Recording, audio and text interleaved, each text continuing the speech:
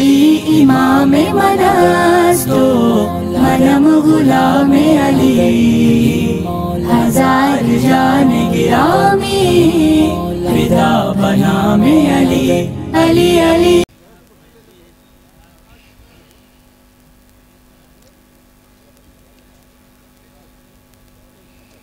दुरूशी पढ़ी अल्लाहुम्मा सल्ली अला सय्यिदना मौलाना मुहम्मदिन व अला आलिहि व अस्हाबिहि व बारिक व सल्लिम सलातम व सलामन अलैका या रसूलल्लाह अलैका सलातु व सलाम। इल्म हासिल करो इल्म।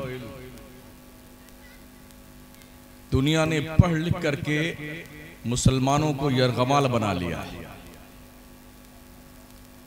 दुनिया के वो भिखमंगे जिन्होंने मुसलमानों के दस्तरखान पे पड़े हुए टुकड़ों को उठा करके अपने शिकम का हिस्सा बनाया ना, तो आज दुनिया के नक्शे पे वो अंतरिक्ष में जा रहे हैं। जिस कौम के पास ये इल्मी सरमाया खजाना था, उस कौम ने कुरान को मुर्दों की बख्शिश के लिए संभला रखा। कुरान हम कब पढ़ते हैं? जब कोई मर जाता है तब पढ़ते हैं। कुरान कब पढ़ते हैं? जब कोई बीमार होता है तब पढ़ते हैं। कुरान कब पढ़ते हैं? जब कोई पीर साहब आके बता दे तुम्हारे घर में जिन्नात का असर है, तो कम से कम 40 दिन तुम्हें सूरह बकरा पढ़वानी पड़ेगी, तब पढ़ते हैं। एक कौम के लोगों, कुरान तुम्हारे इस मकसद के लिए सिर्फ नहीं आया है। कुरान खुद फरमाता इन हाज़ल कुरान यहदी लिल्लती ही अक़वम, बेशक ये कुरान देने के लिए आया है, पैगाम देने के लिए आया है। हमारे यहाँ कोई मर जाता है ना, जब आएंगे मदरसे में मुफ्ती साहब, मौलाना साहब, हजरत साहब, हमारी अम्मा की बख्शिश करवाने के लिए कुरान खानी करवा, अभी करवाइए। भले ही पढ़ाई का टाइम अभी करवाइए। अगर किसी ने कह दिया छुट्टी के टाइम करवा देंगे, तो फिर समझ लो ये इस तेवर के साथ वापस जाता है सठियाया हुआ सेठ, अब तुम्हारा चंदा बंद। दिखना मत हमारे मकान के सामने चंदा लेने के लिए। जिस कौम की इतनी लिमिटेड सोच हो, वो कौम कैसे तरक्की कर सकती है? ए लोगों, दुनिया इल्म का कारोबार करती है, एक नंबर पैसा कमाती है, शान से रहती है, कौम भी तरक्की करती है, खुद भी तरक्की करते हैं। हमने भरतपुर से लेकर के 37 किलोमीटर की मसाफत पर तकरीबन 37 कॉलेज गिने हैं। एक एक आदमी एक एक कॉलेज चलाता है। हमारे शहर मकराना के पास एक छोटा सा कस्बा है कुचामन, 100 के ऊपर कॉलेज है। एक एक आदमी एक एक कॉलेज चलाता है। कोटा मशहूर है पूरी दुनिया में, पूरे मुल्क के बच्चे पढ़ते हैं वहां पर, पूरी दुनिया के बच्चे इंस्टीट्यूट में आके सिर्फ पढ़ते हैं। कॉलेज नहीं है, सिर्फ वहां पर तैयारी करवाई जाती है। सीकर मशहूर है इस मामले में, उदयपुर मशहूर है इस मामले में। हमारे उत्तर प्रदेश के हजार बच्चे वहां पढ़ रहे हैं। मैं आपसे पूछना चाहता हूं, हमारे पास ये गरीबी के दिन क्यों हैं? ओ हॉल बनाने वाले शादी के, और शादियों में लाखों रुपए खर्च करने वालों।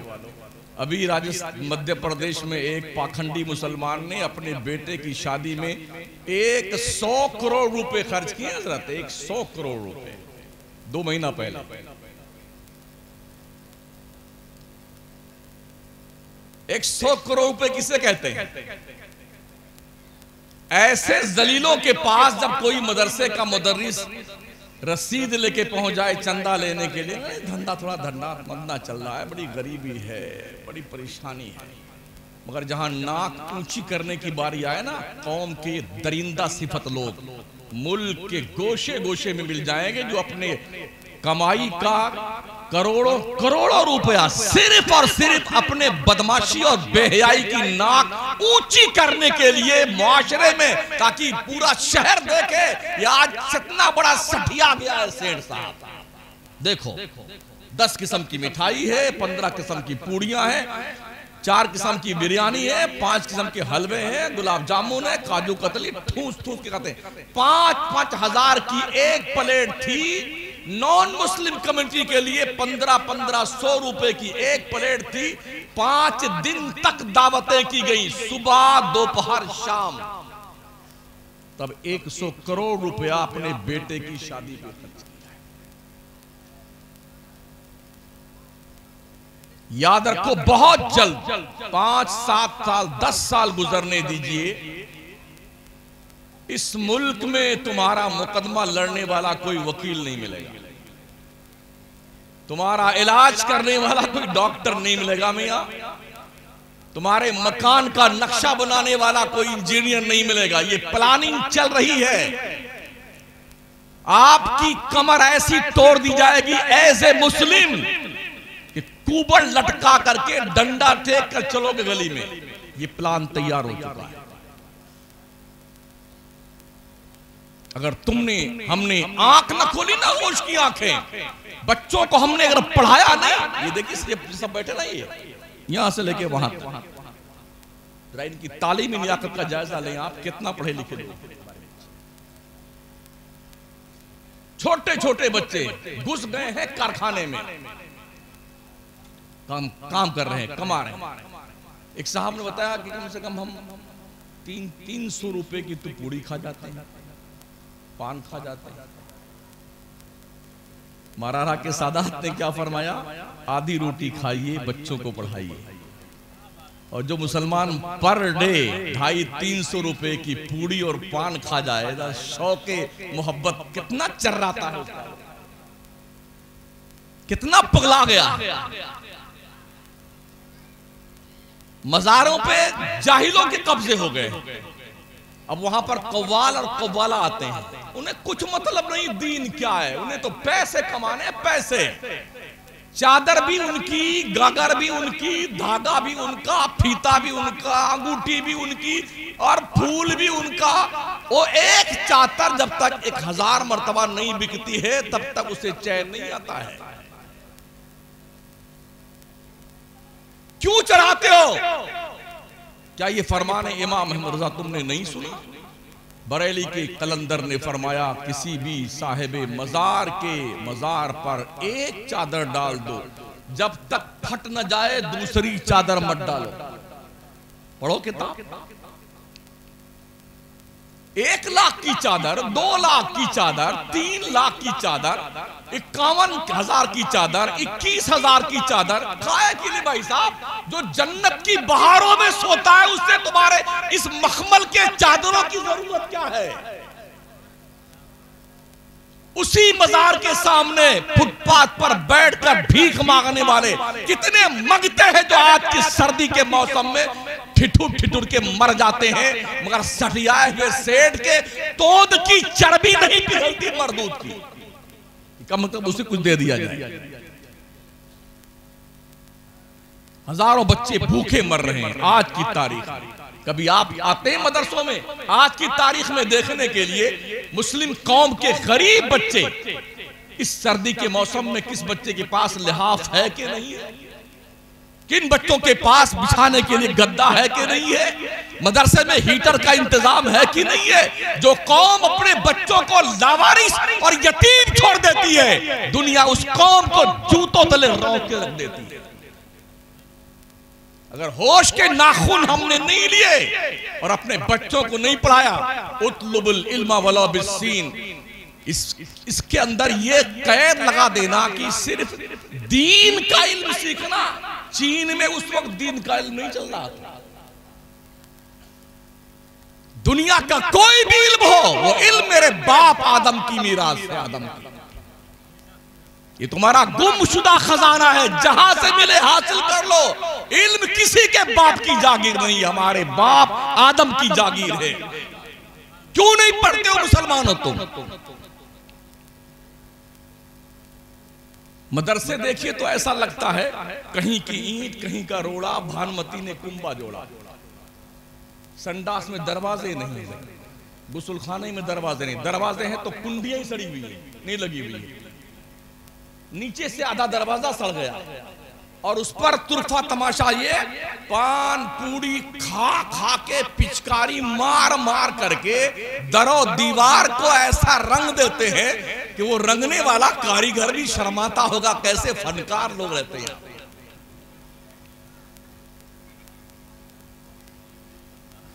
हजरत क्या बताऊं, बड़ा दर्द होता है हमारी कौम के हवाले से। हम भी चाहते हैं खूब धुआंधार तकरीर करें, लेकिन जी नहीं करता है। जब देखते हैं ना अपने कौम मुस्लिम का हाल तो बहुत बुरा एहसास होता है। मदरसों के हाल इतने बुरे हैं कि पूछो मत। दो चंद बड़े मदारी छोड़ दीजिए ना, पूछिए उन मदरसा चलाने वालों को जिनके मदरसे में मदरसीन को 6-6 महीने तनख्वाह नहीं मिली। 6-6 महीने 5,000 की तनख्वाह मंथली है, वो भी 6 महीने नहीं मिलती है। क्या पढ़ाएगा मुदर्रिस आपकी बच्चे? जिस कौम का माजी इतना रोशन है, आज के तकरीबन 600 साल पहले पूरी दुनिया के नक्शे पे हमसे बड़ा इंजीनियर कोई नहीं था, हमसे बड़ा लॉयर कोई नहीं था, हमसे बड़ा डॉक्टर कोई नहीं था। दुनिया के हर मुल्क का इंसान इल्म की भीख मांगने मुसलमानों के मदरसे में पढ़ने आता था। आज हमारा मुसलमान दूसरों के मदरसों स्कूल में पढ़ने जाता है, बच्चों को भेजता है। खबर है आपको बच्चों के साथ क्या हो रहा है आपके? अभी तो 3 साल का बच्चा हुआ ना, उसके साथ ही पढ़ने के लिए भेजो उसे। माँ बाप बड़े खुश होते हैं, छुट्टी मिल गई। 10 किलो का बस्ता ले लिया उसका, 1 लीटर पानी वाली बोतल और खाने की टिफिन। उसका बाप नहीं उसे हिला नहीं सकता, वेन में बिठा दिया, वो सोता सोता जाता है, ऊँगता ऊँगता, और जब तक स्कूल में बैठेगा टेबल पे सोते सोते कभी गिर जाता है। ओ माओ, क्या तुम्हें अकल नहीं आएगी? कम से कम अपने बच्चों को 5 साल तक अपने प्यार की दहलीज पर रख करके मोहब्बत से कलम पकड़ने का सलीका सिखाओ।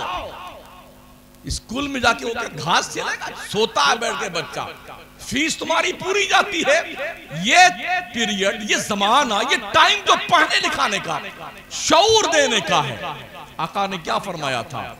दिल बच्चों का सादे कागज की तरह होता है, इस पे जो तहरीर लिखी जाएगी वो दमदार होगी। बचपन में हम तहरीर लिखना शुरू नहीं करते, हमने स्कूल के हवाले कर दिया। स्कूल वालों ने ये सोच रखा अगर कोई बच्चा पैदा करते ही लाके हमारे स्कूल में डाल ले, हम 10-15 लड़कियों को और रख लेंगे, इन्हें दूध पिलाने के लिए, इसकी नाक पोंछने के लिए, कपड़ा धुलने के लिए, प्रेस करने के लिए, उन्हें पैसे चाहिए। अब दुनिया ये काम करने पे तुली हुई है, इधर पैदा करेंगे ना उधर डालेंगे स्कूल में। शुरू ही से उनके यहाँ बाज़ाब्ता तौर पर स्पेशली इंतजाम है। जो बच्चे 3-3 साल से पढ़ने वाले होते, उनका क्लास अलग होता है, ऊपर पर्दा डाला होता है। बच्चों से आपा लोग पूछती हैं, आया लोग पूछती हैं कि बेटे तुमको कौन सी चॉकलेट पसंद है, तुम्हें क्या पसंद है? वो अपनी चॉइस बताते हैं बच्चे अपनी नन्ही मुन्नी जुबान से। तो उनके बंदे वहां फिट रहते हैं, बैठे रहते हैं ऊपर टेरिस पे, और वो चॉकलेट जो बच्चा बताता है ना, तो वो आया कहती है, बच्चों अपनी आंखें बंद करके ईसा मसीह को याद कीजिए, जीसस को याद कीजिए। हाँ, तो वो बच्चे आंखें मूंद के जब उसको याद करते हैं ना, जीसस को और ईसा मसीह को, हजरत मरियम को, उनके बताने के एतबार से आंखें बंद किए रहते हैं और नाम लेते रहते हैं। तो उधर से उनकी मनपसंद चॉकलेट गिराई जाती है, तो बच्चे आंख खोलते हैं और अपनी चॉकलेट, अपनी चॉइस की पसंद की चीज देखते हैं, तो बड़े खुश। देखा ना बेटा, तुमने ईसा मसीह का नाम लिया, जीसस का नाम लिया, तुम्हारे लिए तुम्हारी चॉइस की चॉकलेट आ गई। ये दिल पर बदअकीदगी की तहरीर इस तरह लिखी जा रही है। कभी जाके देखो स्कूलों में क्या पढ़ाया जा रहा है। तुम्हारे स्कूल पर बच्चे जो स्कूल पढ़ते हैं ना, हाथ जोड़ करके उन्हें सूर्य नमन कराया जाता है। तुम्हारे बच्चों को कुफरिया शिरकिया अल्फाज पढ़वा करके उन्हें बेदीन बनाया जाता है। और तुम समझते हो हमारा बच्चा कॉन्वेंट में पढ़ रहा है, कॉलेज में पढ़ रहा है, स्कूल में पढ़ रहा है। और लोगों कान खोल के सुन लो, यही आगे चल करके कोई सलमान रुश्दी बनेगा, कोई तस्लीमा नसरीन बनेगी। आंखें खोलो आंखें, इससे पहले कि तुम्हारी औलाद तुम्हारे मुंह पे थूक करके गैरों के साथ भागकर शादी करे, अपने बच्चों की फिक्र करो, अपने बच्चों की फिक्र करो। कैरियर बनाने के धुन ने हमारी बच्चियों को इतनी दूर पहुंचा दिया कि अपने माँ बाप का चेहरा देखना नहीं पसंद करते। हम भी रोज चलते रहते हैं, बच्चियों और बच्चों के हालात देखते हैं। कॉलेज के स्टूडेंट जब भ्रमण पे निकलते हैं तो क्या क्या बेहयाइयां, बदमाशियां, बदतमीजियां करते हैं और देखा नहीं जाता। बाप तो समझता है मेरी गुड़िया परवनी में पढ़ने गई है, ओ मेरी लाडली जामिया मिलिया में पढ़ रही है।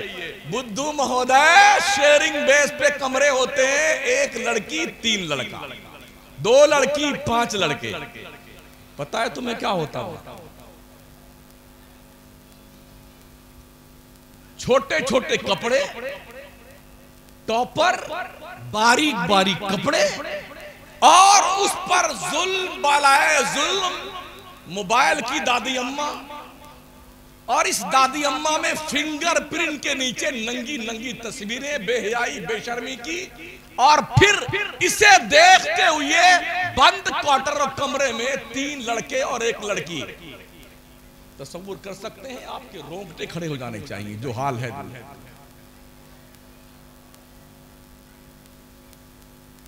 वो बच्चियां तुमने बड़ी मेहनत से तुमने जिसे पाला है ना, वो बच्चियां जब कॉलेज और यूनिवर्सिटी की दहलीज पर पहुंच करके आगे कदम बढ़ाती हैं ना, तो पीछे मुड़ के देखना भूल जाती कि मेरा कोई बाप मुसलमान था और मेरी माँ कोई मुस्लिमा थी।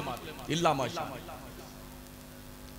इसलिए घर से तालीम दो, माँ अपनी गोद से तालीम दो अपने बच्चों और बच्चियों को, इसलिए कि माँ की गोद पहली यूनिवर्सिटी है, पहली तरबियत गाह है। ये मजार जब बचेंगे जब बच्चे पढ़ लिख करके जानकार, आलिम, जीनियस, एक गुंबद सलामत नहीं होगा देश और दुनिया में। इन मजारों को बचाना चाहते हो तो पढ़ो और खूब पढ़ो, पढ़ाओ अपने बच्चे। पड़ोसी मुल्क में एक इलाके में एक बहुत बड़ा मजार था। मुफक्किर इस्लाम हज़रत अल्लामा क़मरुज़्ज़मा खान आज़मी ने 6 साल पहले ये वाक़या सुनाया था। फरमाते हैं कि मैं वहाँ गया तो जितने खुद्दाम थे बहुत निडर और बेबाक, कुछ लेने देना नमाज रोज़ा से कुछ नहीं। तो किसी ने कहा अगर हालात बिगड़े तो क्या होगा? बस ये मजार वाला सब बचाएगा, ये मजार गुंबद वाला सब बचाएगा। तो लोगों ने कहा कि अगर इसके विपरीत हालात हुए, परिस्थिति फिर क्या करता? कुछ नहीं होने वाला, ये हमारा सरकार है, हमारा ये बुजुर्ग है, जिंदा वली है, फलाना अड्डा सब बचा लेगा। जानते हो क्या हुआ? साल गुजरने नहीं पाया, बम से गैर मुक़ल्लिदों ने उस मजार को उड़ा दिया और जितने मुजावर थे उनको काट काट के मरदूदों को पेड़ों पे लटका दिया। साल गुजरने नहीं पाए। अभी पुंछ में थे हम, कश्मीर में बॉर्डर की सरजमीन पर, पूरे पुंछ के इलाके में, राजौरी के इलाके में वहीदुल्लाह जैसा खबीस गैर मुक़ल्लिद और अज़हर मसूद जैसा गैर मुक़ल्लिद, इन शैतानों की चौकड़ी ने अरबों खरबों रुपए खर्च करके कश्मीर की वादी में वहाबियत को जन्म दिया और फैलाया। आपका पैसा कहां खर्च होता है? मुजावर की तोंद पर, उसकी बिल्डिंग पर, उसके महल पर, उसके बच्चों के लिए। लेटेस्ट तौर पर आप अभी देख सकते हैं अजमेर के खुद्दाम हजारों हैं, किसी का कोई कारोबार नहीं है, नो इन्वेस्टमेंट, कुछ लगाना नहीं है। घर से निकले, काली टोपी लगाई और आके खड़े हो गए, शाम होते होते 10,000 कमा के पहुंच गए घर में। कुछ करना नहीं, तो मुर्गा पकड़ना है, फंसाना है उसको। यहाँ मुंडी झुकाओ, यहाँ चादर खरीदो, यहाँ गागर खरीदो, ये धागा बांधो और गले सर पे पट्टी बांधो। ये सब हो रहा है।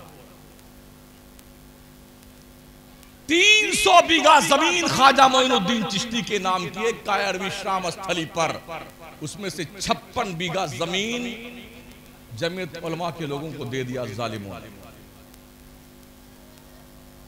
कुछ सुन्नियों ने ऑब्जेक्शन किया तो अभी मुकदमा चल रहा है। कहां बैठे हैं आप? करते रहिए, उस खुश फहमियों की जन्नत में रहें आप। होने जाने वाला कुछ नहीं है। जो प्लान है गैर मुक़ल्लिदों का, देवबंदियों का, कुफ्फारों मुशरिकीन का, सबका एक ही निशाना है, वो सिर्फ और सिर्फ सुन्नी है, सिर्फ सुन्नी है। 32 दांतों के बीच में एक जबान की हैसियत सुन्नियों की है। इस जबान को चलना भी है, जिंदा भी रहना है, बाहर भी निकलना है, और 32 दांतों से बचाना कैसे है ये बात भी सीखनी है उस जबान को। ऐसे ही आपको ये सीखना है कि 32 तरह के दुश्मनों को के जरिए उनके हमले से अपने आप को कैसे बचाना।